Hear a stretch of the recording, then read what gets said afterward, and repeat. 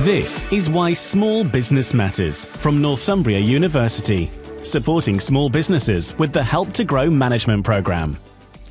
Today's Why Small Business Matters podcast is taking place at the iconic Baltic Centre for Contemporary Arts in Gateshead.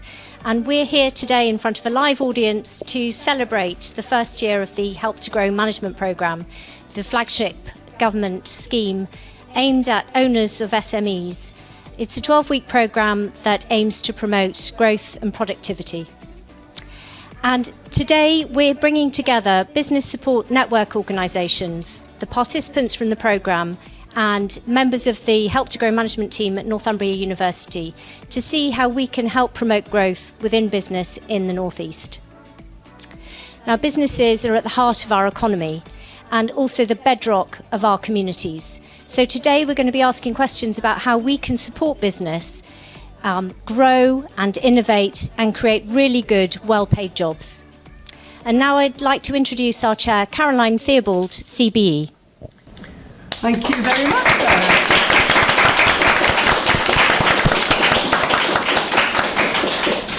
Hello and welcome to today's episode of Northumbria University's Small Business Matters podcast. And what a day it is to celebrate small business. The sun is out, the tide is sparkling, and the weather says what this region is, a great place to grow a business. And that's what the discussion today is all about.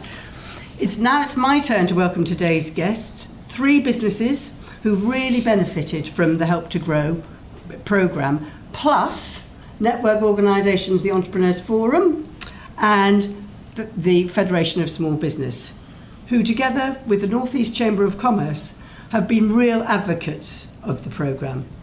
And in a minute and in the next hour, we'll learn why. Help to Grow, as Sarah said, is a £220 million Treasury investment in small business. And it's spread over 4 years. So if you haven't done the programme yet, you can. It can really help businesses overcome challenges and transform their business practice. You're about to hear from 3 people on my left who've done just that. Nick Downing, Director of Operations and Transformation at the NPH Group. This is a full-service occupational health provider which almost reinvented its sort of testing business to move into COVID-related services over the pandemic. As a result, the company is now spreading its wings nationally and internationally and has experienced enormous growth and is going to keep on growing, I think, Nick. Thanks, Cheryl. Kelly Maxwell, in the middle, is the owner and founder of the award-winning Kelly's Heroes private tuition. And I say award-winning because not one but 2, Kelly. In March, she became the FSB's North East Young Entrepreneur of the Year and then was shortlisted in the Journal's Small Business category. This is a business just as much about purpose as profit. One-to-one tuition to help children be the best they can be. But at the end, Phil Robinson-Hartley, Operations Manager at Armstrong Direct. Family-owned business, Phil, that's growing from a medium-sized business into growth mode. You've pulled the throttle back. Absolutely. It specialises in selling equipment to the nation's pond keepers. A lovely thought on a hot day like this. In fact, I think I'm right in saying it's the biggest in the UK. That's correct, yeah. Primarily internet-based, the company grew during the pandemic, and Phil is the sort of connector between the online world and the on-site team. That's the businesses. On my right, we have got 2 really quite well-known figures from the world of professional business support. Reshma Begum, who's the development manager of the FSB and a great advocate of Help to Grow, and I think it's fantastic for you that you've got one of your award winners here.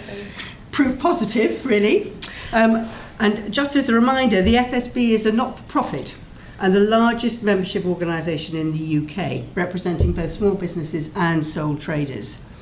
Not only does Reshma give voice to the concerns of the FSB's regional business members to local government and MPs to make sure that they're doing the right thing for small businesses, she and the FSB also celebrate their success. So, clap again to Kelly down there. Growing a business can be a lonely place, and I think we'll come on to that a bit later on.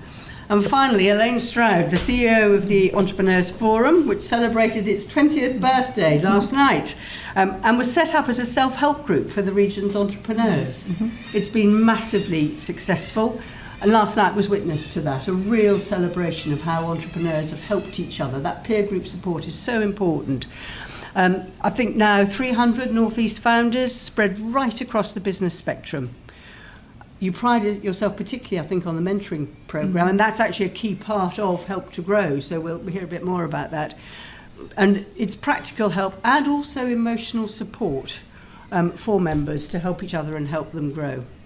And some other fantastic world-class events, a bit like last night really, which was great fun. So, a fantastic group of people. I think we're going to have a very lively discussion.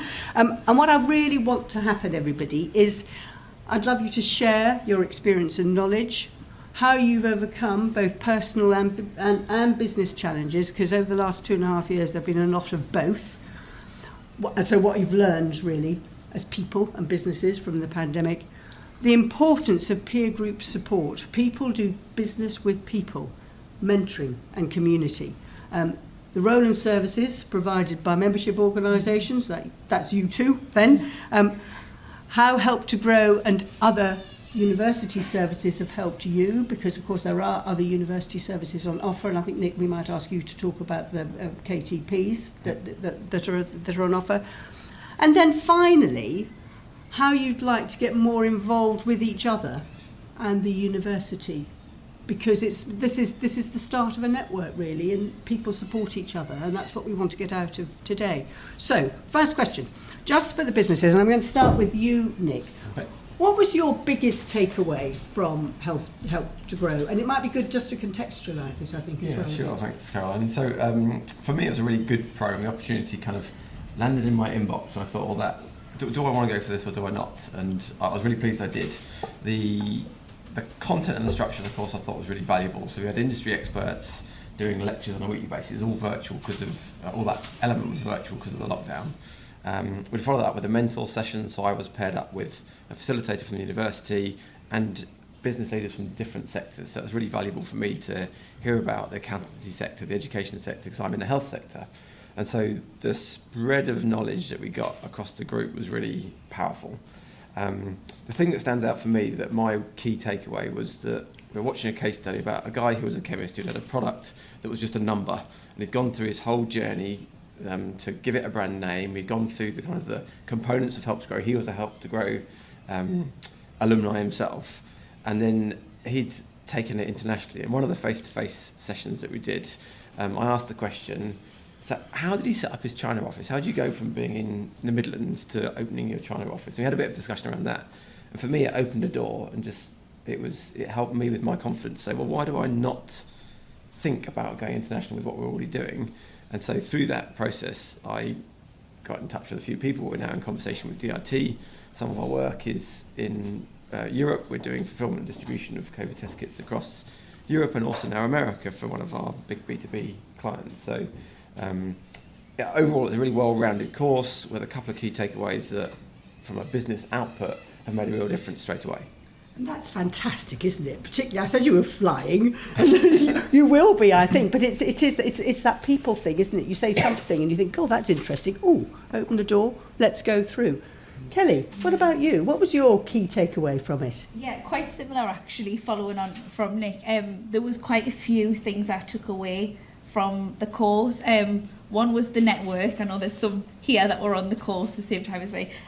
Being able to reach out to all of these different people who are all from very different backgrounds. However, the course was brilliant because although everyone had different businesses, we all were able to take things away from it. And I was saying that, you know, you're not going to take everything straight away, but you've got your notes and it might become relevant a little bit later down the line. So I found it really beneficial for that. Also the mentoring, that was amazing, absolutely amazing. I think I was on this like hamster wheel, you know, trying to just keep up with everything and keep going, and having that mentoring really opened my eyes to say, actually, you don't have to do 1 million hours to be a successful business. It's about managing that time and creating that roadmap. And from that, it's opening doors within the business I didn't expect to. And, I think a lot of the time we're all in our own business, we're all kind of doing what we think is right, but hearing it from the outside, going on a course and learning all of these really helps you realise that actually it doesn't just have to be one way. There's so many different ways that actually could be better than you had imagined. So that's my biggest takeaway, definitely. And actually for you as a relatively young business, because you started in 2018, it's yours. It's a lonely place, isn't it? So it's great to have people out there who you feel that you talk to, support, or on a similar journey. Definitely. I feel a bit different from you because you came in from a business that was quite well established. First time you'd worked, I think, in the internet sector primarily.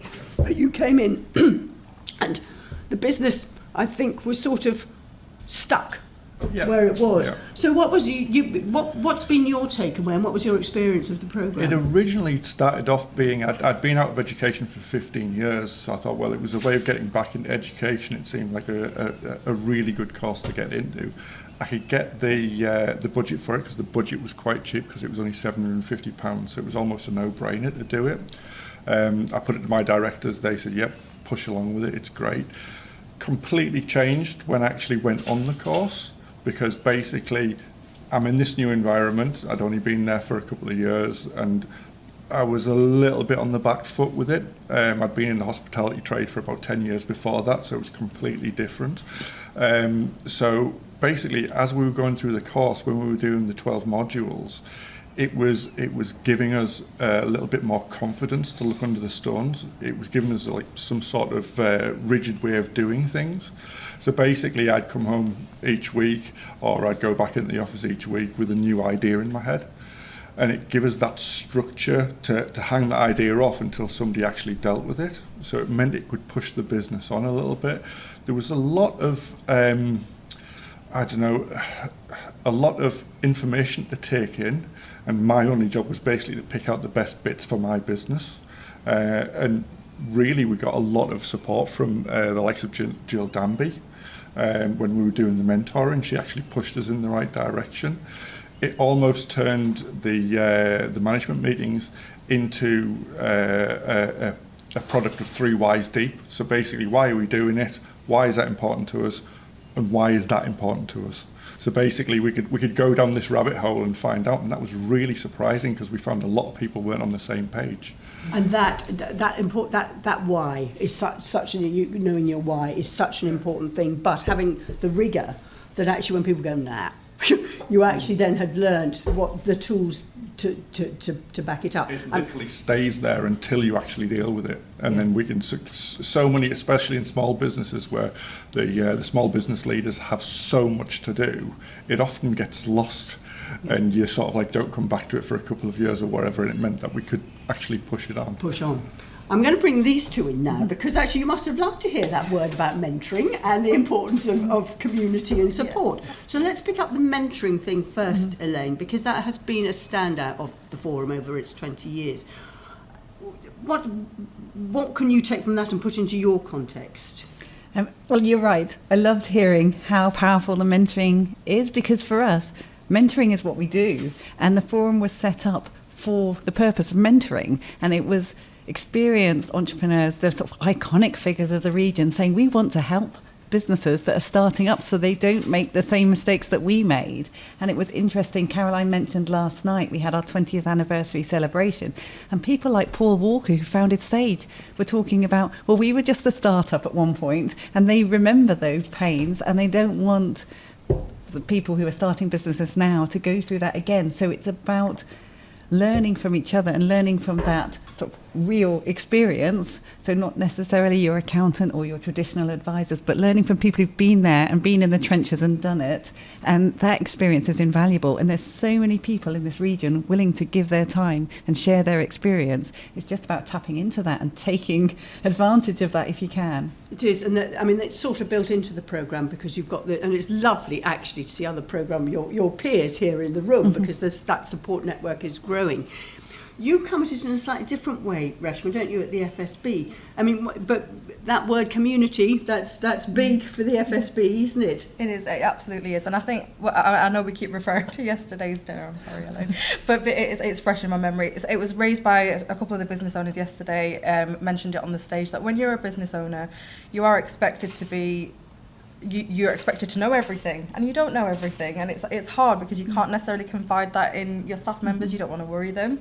So the community aspect just helps you have that peer board, if you like, that sounding board of people who know what you're going through, who know who've either been there and done it or are currently going through it, and you can sort of bounce off each other, and you can get ideas from each other, learn from each other, and help each other, and really give each other that support. And I think the pandemic has really highlighted how much mental health and well-being is really important. Again, that's something that people can benefit from as a part of a community or part of a mentorship. Smashing. And actually, it goes back to what you were talking about, Nick, that the whole thing that when you talked about how powerful it was for you to learn from, there were people on your programme who might have been about the same size business, but they were completely different businesses. There was accountants, there was, you're an occupational health business that's, pivoted, but actually just being able to speak freely over quite a long amount of time so you could build trust must have been quite important. Definitely, I think there was real value and real learning in that. So I remember parts of conversations about how a different business had digitised what they were doing, and we'd been on our own journey, but it helped me to see a different path to what Kelly was saying and Phil was saying. Actually, you're not stuck in your own rut thinking I'm doing it the right way or I'm doing it the way I think is right.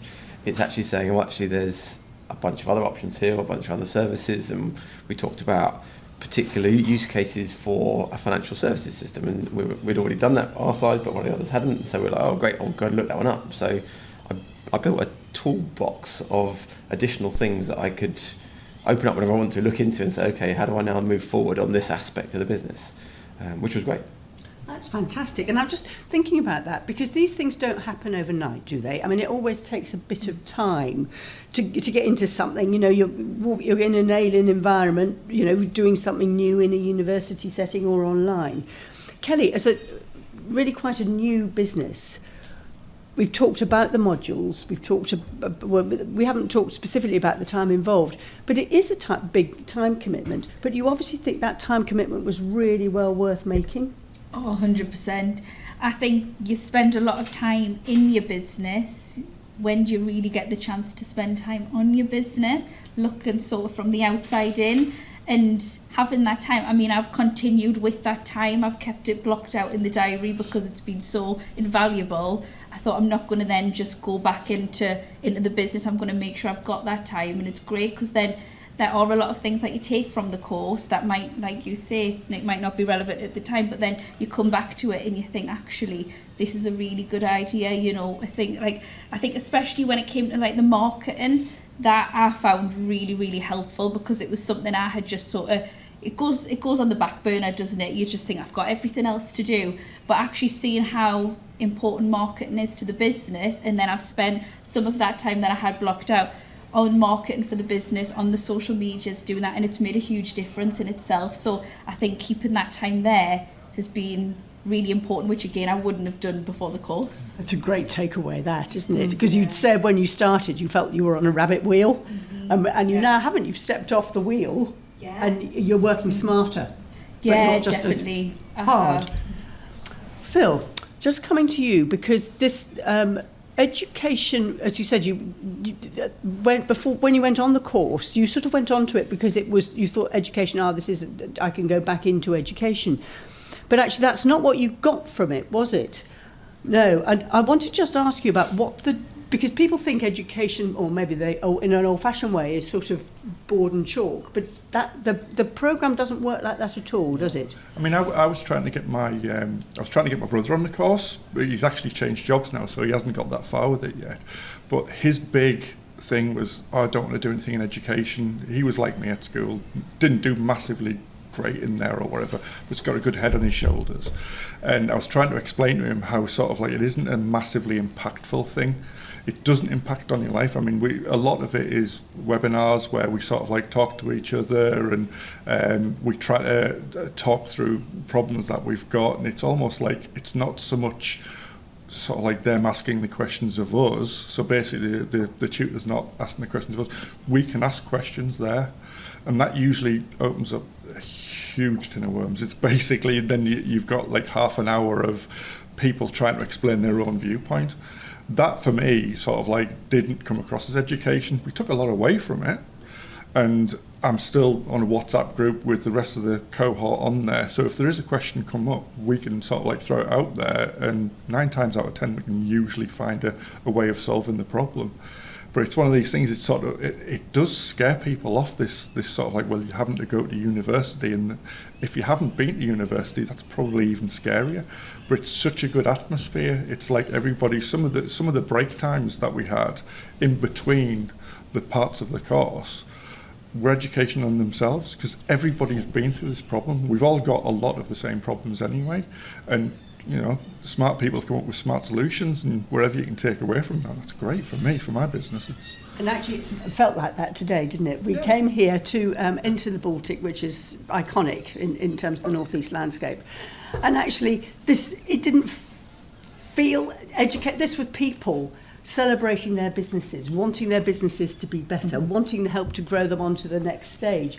And there's a real dialogue between the businesses, and the fact that the where doesn't matter as much, use that why word again, as the why, and then the how and the transformational change I think it's made to all of you, which will come to you a bit later. And just thinking about that, you two run membership organisations, it's getting. And it's been really tough with the pandemic because so much had to be online. What have you found now that we're all back in the real world? You know, people do business with people, don't they? Yeah, I mean, look, the pandemic did have its benefits because online meetings, etc., they are much more time efficient, they're much more cost efficient, and you somehow feel more productive because, you know, you're in your own environment, you can jump from one meeting to another. But as you say, Caroline, people buy from people, people connect with people. So, you know, online networking is fantastic, for example, or online webinars and, you know, learning opportunities. But when you're in the room and those conversations that you have before and after the event with somebody on a very informal level, those are invaluable, and those you cannot get from a different environment. It was challenging, but I think small businesses in particular, have really shown just how agile they are, just how resilient they are, and just how determined they are to be the best that they can be by managing to survive such a horrific pandemic period. And it was ongoing. It was a stop-start economy for 2 whole years. There was so much uncertainty, but they just got on with it. Because business does just get on with it, and that's why, you know, things like the Helps Grow programme are so important, but also celebrating success, which you do through your awards, and you do through yours, Elaine, at the Entrepreneurs Forum, don't you? Yeah, I think we're in year 17 of our awards actually, and we do that once a year, and we celebrate Entrepreneur of the Year. And we continue to do that during the pandemic because I felt it was really important that businesses were having a tough time, but certain people were doing an incredible job of keeping things going, because it was, I mean, you all know it's unprecedented how challenging it was, but it was right to continue to recognise those entrepreneurs who really stood out and kept things ticking along. Because I think we all know that actually this region doesn't do terribly well in terms of business startup. There aren't that. It's the lowest business density in the UK. If you think in London there are 1,400 businesses per 10,000 of population. Here in the northeast we're about half of that. So it's really important to celebrate the businesses that are out there and showing, you know, resilience really to keep on taking the step to go forward. So thinking about that, you three, I'll start with you, Kelly, this time first. What was the biggest challenge that you came across, either personal or professional, during the pandemic? So when lockdown first hit, I didn't have any employees. It was just me at the time. So I think, as probably everybody in the room did, you weren't sure what was coming. So it was that uncertainty of, will people still want tutoring? Will they not want tutoring? Is it going to be 2 months? Is it going to be 2 weeks? So I think I was worrying about whether the business was going to continue, because I couldn't do face-to-face anymore. It was, and I'm not great with technology, I'm not going to lie. So I was a bit like, oh no, what am I going to do? So I just had to adapt, and I went online, and I just hoped families would move online, and luckily they did. And I think as lockdown continued, you know, schools weren't going ahead, everything was online, and parents were having to work from home, but they were trying to homeschool at the same time. So I think as lockdown went on, parents were worrying about their child's education, so we started to get more students that way. So initially for me, the biggest worry was whether the sessions would continue, because face-to-face was all I knew. But now online is a service we continue to offer because it's been so successful. Right, how did you get the skill? You said you're not a techie person, so where did that ability, and well, did the course give you the confidence to look at that new model? Definitely, yeah, it gave me so many ideas about it. I think it just opened up possibilities where, again, I'd kind of been tunnel vision in face-to-face, it has to be like this, where the course was, and again, it wasn't just what we took from the course, it was the people in the room who had so many ideas and so many suggestions, and although the businesses are different, there's things we can all take from it. So I remember every time I would leave and I would sit in the car and I would write a list of things I wanted to do or things I wanted to remember, and then I look back at those even now, and I think online was something I was going to just shut off and go, right, we're past it now, we're back face to face. But then I thought after the course, well, why would I do that? Because that's another avenue where children from all across the world can access the education. So the course gave me that confidence to be able to say, yes, this is what we're going to do. And that, I mean, that's a great thing, because actually, particularly for a small business, and particularly in a pandemic, and you know, a very early stage business, to commit the time that 12 modules take, and you know, to do it when you're thinking, gosh, all this stuff, you know, I've got to deal with. But actually, that time commitment gave you the oxygen to learn new things, to put them into practice, to see your business grow. Because how many people are you up to now? 12. Yeah, from 0 at the start, at the beginning, to 12. Yeah. What about you, Phil? What was your biggest challenge, or the biggest, or either personal or business? Well, from the business point of view, as of 2020 March, all the bricks and mortar shops shut. So basically what we had to do was deal with this massive influx of people who were migrating to online. So we had like a threefold problem. It was, we had 4 times as many sales coming through the door, which is a nice problem to have. We had maybe 2/3 of the staff that we would usually have, because we're a seasonal business, so we take on more staff, which we couldn't do. And on the back of that, at the core of everything that Armstrong Direct does, is keeping the customer happy. So we basically had to do all of those things at the same time on the hoof. So we were literally making up new things as we were going on. So a good example of that would be, we found a way of sending a text message to a group of people. Very simple thing to do for your average millennium or whatever, but for me, probably hardest thing in the world. So we worked out to do that. So really, at the end of the day, all we did was use new technology. We changed the shift patterns. Everything started to tick over quite nicely. Everybody was out of everybody's way. The challenge now, and the thing that the course gave us, was basically, it put the idea in our head that the things that we put in place during the pandemic, we have to try and keep that as much as possible. So texting a load of people at once is great. So what we do now is, we have, when people phone the call centre, if they don't get through to one of our people before they ring off, we take that number and offer them a 5% discount to either phone us back or accept a call from us. And we do things by text. So taking that one thing that we did, of which we did very, very many, has actually bolstered the way we do business. So now we've got a lot more customers, and that takes a hell of a lot of communication, and this is an added extra bit of communication, which I'm sad to say I hadn't thought of before, even though I've got a communication background.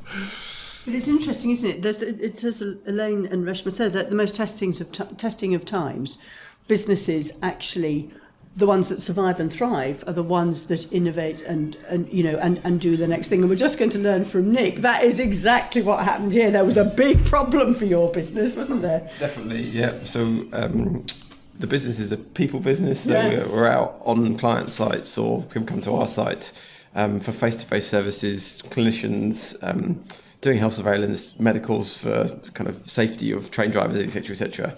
And when the pandemic hit and businesses closed down and people were furloughed, there was practically no business.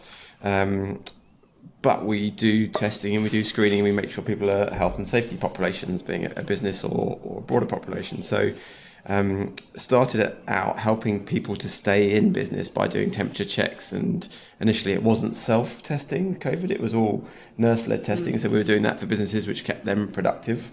That then scaled up and we ended up getting a contract with Leeds, Bradford and Newcastle Airport to do testing for travel. That was then a big change, and the business had to be really agile, and from being quite a steady occupational health business, we were now in a business which was growing at an uncontrollable rate, with the master being the COVID infection rates and the government rules. So every week we would be like, right, let's change direction. So we pivoted and were as agile as possible. There's quite a big cultural piece within that about bringing the team along that journey, the change of pace, the ways of working. And so I quite enjoy that side of business. I quite like the pace and the change. I know that's not everyone's cup of tea. So it was exciting in some ways. It was tough in different ways. But if you look back now, I think everyone in the business would say, well, we had to do it. It was necessary. And actually now we're at a point where off the back of Help to Grow and we've rebranded, we've launched a new website, we've done a lot of COVID testing services. We're now looking at international markets. We're looking at testing that isn't just COVID, but you can use lateral flow tests for HIV or malaria, TB, diseases that affect populations. And if we can get into that space and we can help people's health and well-being, that sits at the core of what we do as an organisation, but we can do it on a completely different scale through enabling change or allowing change to happen and then embracing that and running with it.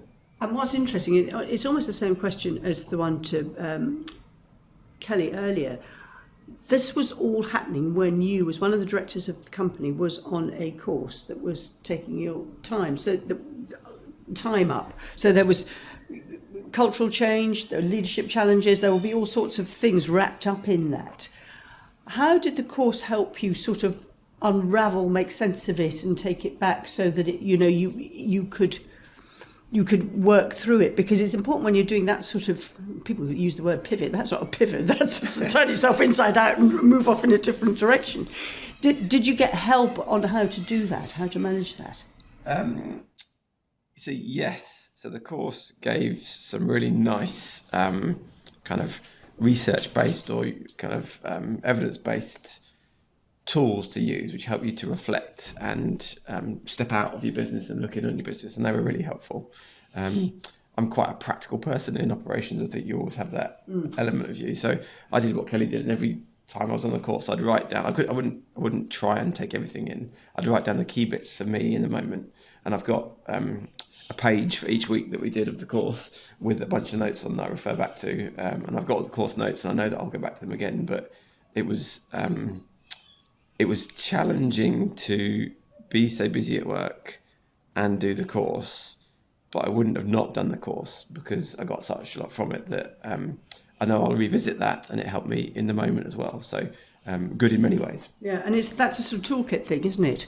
And it's actually, what do I do here? And then also you've got those folk out there who actually you can say, oh, have you done this before? And they'll say yes, and we did that then, and that's how it helped. But the culture is interesting, because I think the pandemic really did impact on culture within organisations. I'm going to come to you, Phil, on this, because that was, you were moving into a new sector for you anyway, having been in sort of paper and manufacturing, completely different, internet-based rather than real. That whole culture, that different culture, then when you have a pandemic coming plonking in the middle, and in a family-run business, which you actually don't own, so you're a general manager, but you don't own the business. All of those things are quite difficult to navigate. Again, just connecting back to what Nick was saying about the sort of toolkit that the program, the Help to Grow program, gave you. Was there stuff in that toolkit that you were able to take away and then put into practice, and then help to sort of permeate stuff down through the team? Yeah, there was at the start of it, there was I thought we've got like a happy team there. It's maybe struggling to get from one culture to another because, you know, small businesses run differently to where we were going. I mean, basically, we added a third onto our sales practically overnight. So that added an extra dimension. When I sat down with my mentor, we went through a lot of different ways of assessing where the culture was and where we needed to be. I mean, one of the things that she did mention was basically we needed to put together some sort of mission statement. The mission statement was put together by my senior team. However, when we did sit down to do it, it took us maybe 2 or 3 days to do it because it seemed we were all actually looking for different things and pulling in different directions. Once we got everybody pulling in the same direction, that's when it all started to click together. And that was basically pushed forward by Jill Danby. So like, this is a good way to solve the problem that I think you've got that you possibly don't think you've got. It worked very, very well. There's a lot of happy people on our team. Practically nobody's left. I know there's a lot of people who are leaving businesses now and going to work for different businesses. We've had maybe 3 people leave. 2 of them have come back. It's because that they realise that their input to this culture is appreciated and they can have a lot of input into that. When they've gone to different businesses, they probably didn't get that. So I'm happy to say that they've come back to us now and sort of like it's almost stopped people from leaving because they realise they're on such a good deal and they're being heard. That's, and in this market, that is absolutely. I mean, that's incredible. Yeah. You've grown in this market too. Really tough market conditions, Kelly. So same thing with you. That cultural piece, people getting it, people getting that it's a purpose-driven company. Yeah, for me, again, I've said this to a few people. I'm a teacher. You know, I'm a teacher. That's what I went to university to do. So when I started my own business, I'd never been a manager. I'd never been in charge of a team. Never. So I didn't know if I was doing things the right way or not. So being on the course and hearing from all of these experts really helped embed that the things I was doing was right, but then also gave me a lot of ideas on leading the team. And I think for me, it's all about if you've got a happy team and everyone feels like you, so everyone feels appreciated and heard, it then ripples out into the whole business, and it makes, I feel like you can go into somewhere and you feel like the vibe, don't you? You know if it's tense or not. So I think having a positive team, which I did have, but the course really helped me realise what I was doing was right, but then giving me those tools to then, further that. It makes a huge difference to business. And I think if people aren't happy in the business, what is that business actually doing? So I think it is really important. Do you feel a lot less stressed though? Yeah. Well, that's it. Yeah. From Less January to now, Yep. I'm a different person, but in all aspects of my life, everyone's commented on it because I think you think you've got to do all of these hours, but actually you don't. It's about getting things right and getting the people in place and learning all of these different, all of this knowledge that we've got from this course, and then putting it into place. I think I think when you think you're going to go on this course, you think, oh, what will I get out of it? What's it going to be like? But until you've come out of the other side of it, you really realise how valuable it is. And I think whether you're just starting your business, it would have been amazing to have done this course right at the very beginning to have all of this knowledge. But even if you are further down the line, like Phil is here, I think it's still, you're going to get so much from it. Cemented a bit of confidence for me, I must admit, because it was you're on the right sort of track. And it's lovely, actually. It's the stress buster thing that's really big. I mean, and amazing. You've seen that too, Nick. Before I go over this side, because you had this, you held this holding this tiger by a tail. Yeah, Phil and I were chatting just earlier, and I think one of the things that helped grow gives you is you might have been in business for a while and you've learnt various elements helped grow, cemented them together. It added new bits in which were valuable, and it gave you confidence to go forward. And having that confidence, it takes the stress off, doesn't it? We talked about the structure, didn't we? The structure of how you actually do things changes a little bit because you've got all these added extras. And I mean, there's been a few times where I've been sat at my desk thinking, how am I going to solve this problem? It's like, hang on a minute, I just need to go back to my notes a second. I'm sure we picked up on that. And even if I haven't actually written a lot about it, if I throw it to the WhatsApp group, they can, fill it out a little bit maybe. It's that people thing. It's that people thing. So come on, let's think about that. It wasn't just businesses that had a really tough time during the pandemic. Membership organisations had a very difficult time because when you don't quite know what's going to happen next, as Kelly says, and you've got limited budgets to spend on things, what goes? It's committing to things outside. But you've kept their FSB, haven't you? Yes, yeah, we maintain quite a stable membership, and actually I think we pivoted a little bit as well in terms of how well we communicated with members, more of the one-to-one support, and that level of outreach and engagement allowed us to push messages on really worthwhile projects such as the Help to Grow programme. That's probably something that we maybe didn't have as much of before, and people recognise just how much they can get from the FSB.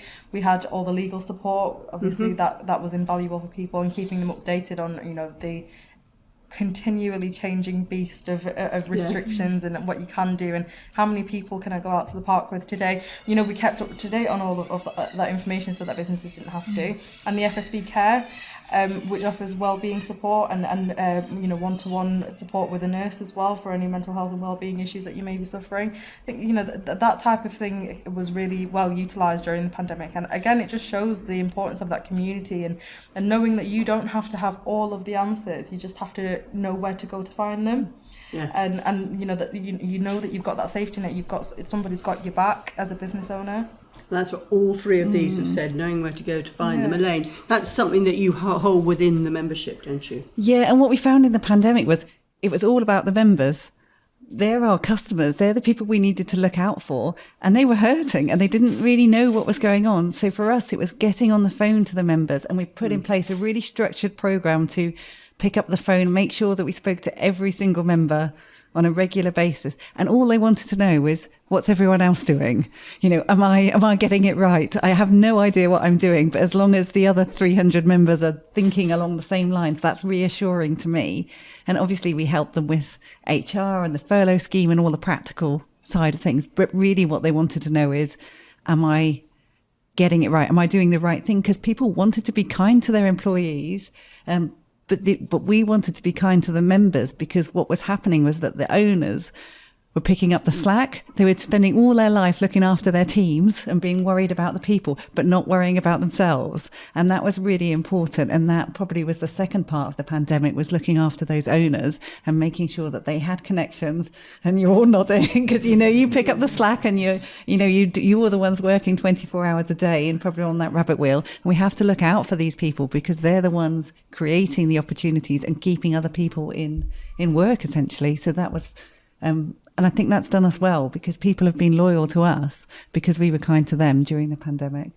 And it's really that thing that, you've talked about here, we've alluded to, haven't we, really, that, business, of course, they're wealth creators, they create high-value jobs, but they're worth creators, particularly businesses like yours, Kelly, which is actually in there helping people be the best they can be. But you need support and a bit of TLC as an owner to do that, and that's what this programme and others actually other things that the university has to offer can do. And actually I love this. What was that advert about? I so like the shaving thing that I bought the company. You've almost thought, right, I really like this programme, so I want to do a bit more. So what are you doing now with the university, Nick?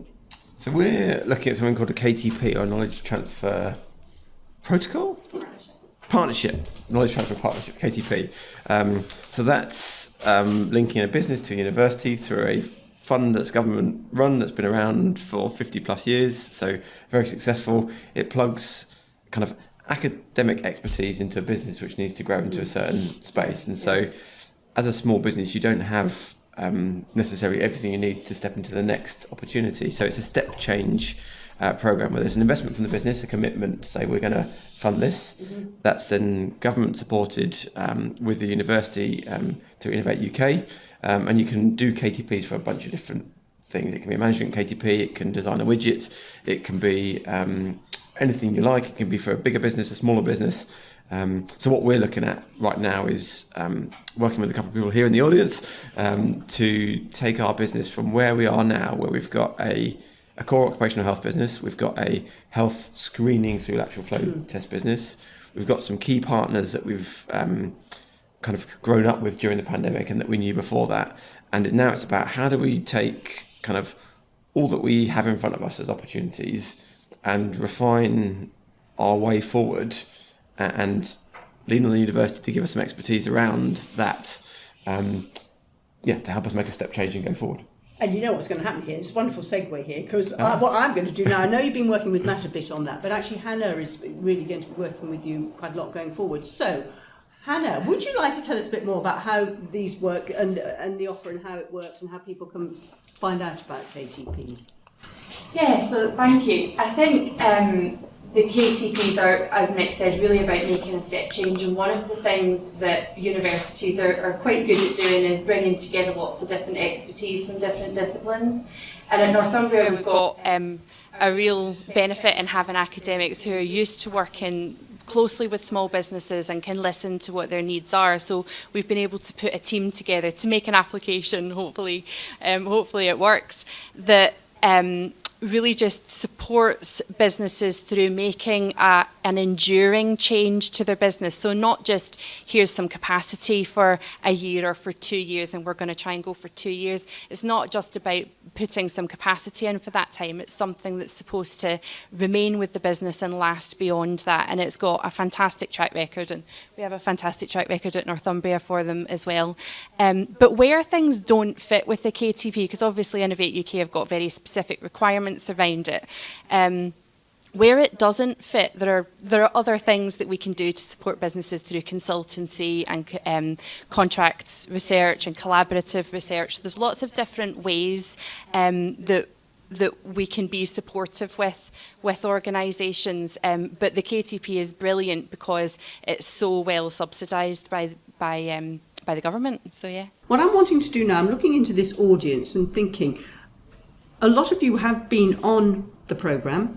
Is there anybody who wanted anything to add from their experience of the Help to Grow programme who's not on this panel but thinks actually you've talked about such and such, but I got a real takeaway and that was this, and nobody's mentioned it, so I wanted to bring it up. Anybody in this who would like to say anything? No, but they might if I come back to them again. So I'm going to come to you then, Matt, just to talk about some of the other things, just to build on what Hannah's said.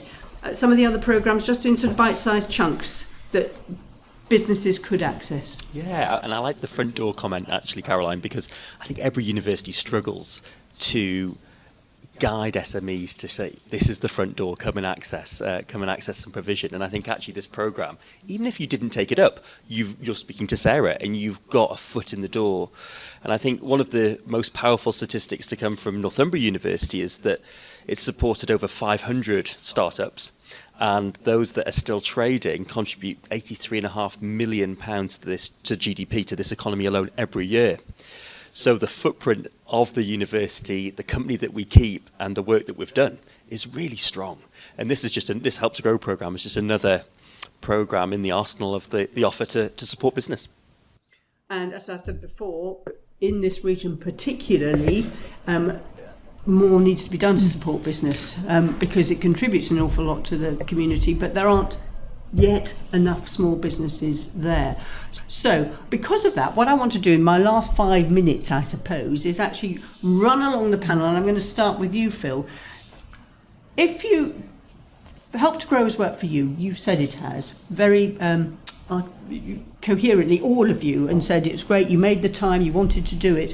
What would you say to people? How can you help us get more people knowing about it? And actually, it's the benefit to business that they'll want to hear. The benefit to your business. Why should people do it? I mean, first of all, I'd like to say just the first thing I'd like to stress is basically that don't be scared of the word education, because it isn't like that. It's almost like a help type situation. That's where I got out of it. I was a little bit, well, I haven't been at university for 15 years now, so how am I going to feel about this? And I was really, really pleasantly surprised by how it was put across. It did take up a little bit of time, but we had a lot of webinars there. So basically, I was maybe conducting business around that as people were coming into my office or whatever. So it wasn't as impactful as I thought. And that was what I was trying to get across to my brother when I was trying to sort of like promote it for him, because he's the same as me, he's ops manager. And I thought he'd get a hell of a lot out of it. He's never been to university. And that was the thing he was scared of. He was like, oh my God, you're going to give me that depth of books to get through. And I said, it isn't like that. It's like, if you've got a problem, you've got a voice to put it out there, and there's a lot of very well educated and good business managers that you can talk to. And that's how I sort of put it across to him. So I've almost got him there anyway. So hopefully in the next cohort. Well, right, excellent. And I think the next cohort it starts in September. Kelly, what would you say? Because for owner managers, particularly young businesses, I think it is particularly difficult for them to prioritise time. Yeah, it is when there's so many other things that need to be done. However, going on the programme, and you don't know what you don't know until you go on the programme, and it's going to give you so many more ideas. It's going to really, I would say it would spark the excitement, because I left that programme thinking I've got so many ideas now that I want to implement. And as a business owner, you're excited about that. So I think if you go on the programme, it's definitely going to benefit the business either way. You're going to learn something, and it's also going to open up a network of other business owners, which is something every business owner wants. It's great to have that support network, and especially those that have been on that programme, they've been in that situation, so they've taken different things, so you can go back to them and you can ask them. So there's so many things you can take out of it. Fantastic. Nick? Why would you not do the programme, I think is my question, because 90% funded by the government, so you're only paying £750. £750 might feel like a lot, but if you can get buy-in from your business leader or your other business leader, it's a relatively small investment.